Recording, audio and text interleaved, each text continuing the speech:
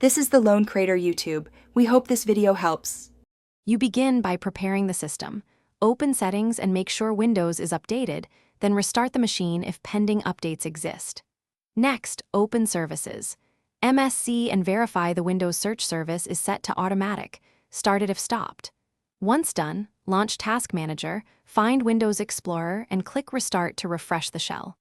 Finally, right-click Start and choose Windows PowerShell Admin. You will run repair commands, next to rebuild indexing and restore search functionality. You now repair the search components.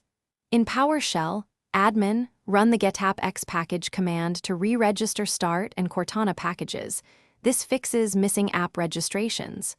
Then open Control Panel, Indexing Options, and click Advanced Right Arrow Rebuild to refresh the search index. This may take minutes.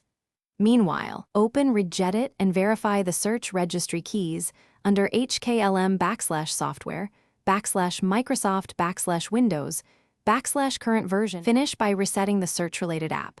Go to Settings Right Arrow Apps, find Cortana or Search, and choose Advanced Options Right Arrow Reset. This reinstates defaults without reinstalling. Make sure to create a new local user to confirm whether the problem is profile-specific. Sign in and test the Start menu search.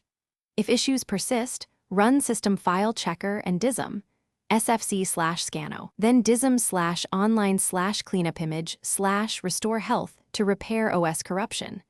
One troubleshooting tip: if search works in the new account, migrate files and drop the bad profile.